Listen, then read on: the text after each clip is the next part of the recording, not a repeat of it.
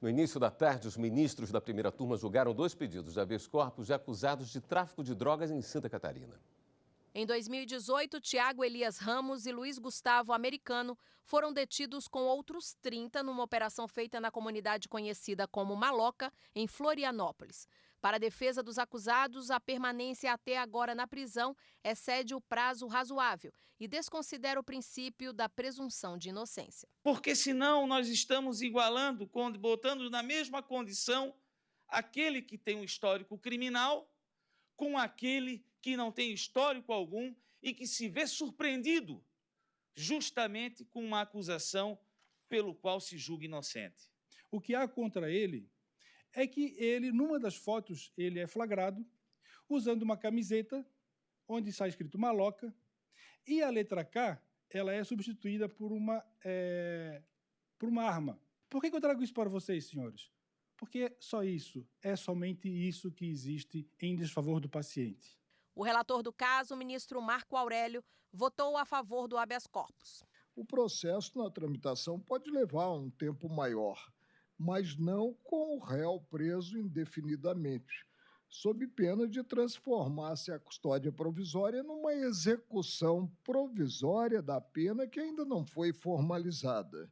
9 meses, 5 dias, para mim, configuram um excesso de prazo. Mas, por maioria, a primeira turma seguiu a divergência iniciada pelo ministro Alexandre de Moraes, que entendeu por negar os pedidos. Não foi uma simples foto dele ao lado de pessoas que foram presas. Foi uma foto com a camisa do Chelsea, que é exatamente a marca da organização criminosa, e segurando uma arma. Há, além disso, conversas gravadas onde o paciente aparece negociando vários tipos de drogas, armas e munição. Há indícios, então, e houve indícios para decretação da prisão e, consequentemente, para sua manutenção. Nessa dúvida da presunção da legitimidade do ato da polícia em relação a um habeas corpus carente de provas, nós não temos outra saída a não ser usar um critério técnico, que é a impossibilidade de utilização de habeas corpus contra a liminar monocrática do STJ. Então, eu também, infelizmente, apesar do empenho do advogado, eu vou proclamar o resultado. A turma, por maioria, não conheceu do habeas corpus, vencido o relator. Quem também acompanhou a sessão da primeira turma do Supremo Tribunal Federal foi a consultora jurídica da TV Justiça, Karina Zuccolotto. Boa noite, Karina. Boa noite, William. Hoje, na primeira turma também, teve um caso envolvendo Lei Maria da Penha, Exatamente. O paciente ele foi condenado a 1 ano, 4 meses e 10 dias por descumprimento de uma medida protetiva e já se encontrava preso há aproximadamente 6 meses e 10 dias.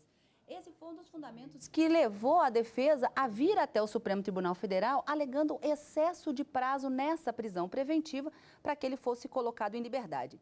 O ministro Marco Aurélio deferiu a ordem para que ele fosse solto e a maioria, na verdade, por votação unânime, os ministros acabaram acompanhando o ministro Marco Aurélio, mas também no fundamento do excesso de prazo, mas o ministro Alexandre de Moraes, ele num primeiro momento ele não conhecia, entendeu que não era cabível esse habeas corpus, porque existe uma súmula aqui no Supremo, diz que não é cabível habeas corpus contra a decisão monocrática que indefere a liminar no STJ, mas acabou deferindo a ordem também de ofício, ou seja, para reconhecer esse excesso de prazo na prisão preventiva, já que esses 6 meses que ele se encontra preso, da data da sentença, ainda não há uma decisão da segunda instância, o que corresponderia a aproximadamente 40% da pena que ele tem que cumprir. Se 40% da pena ele já está preso e ainda não tem uma confirmação dessa sentença, é caso de ser deferida a ordem para ser colocado em liberdade.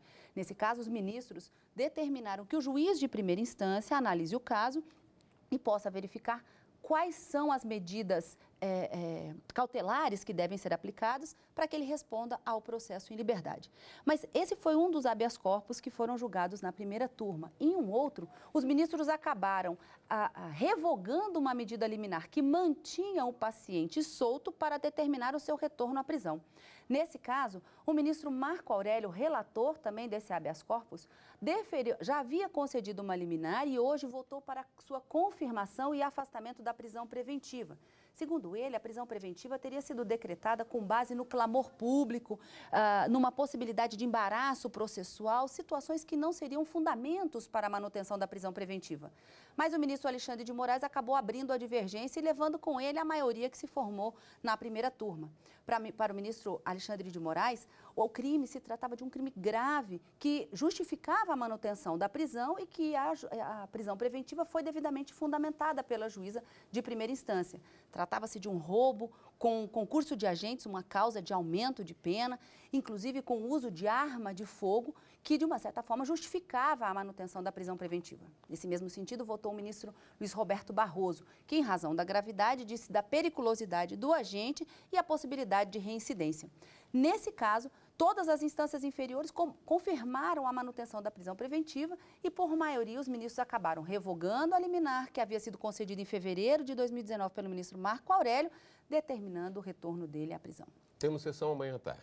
Combinada a partir das 14 horas no plenário do Supremo. Muito bem.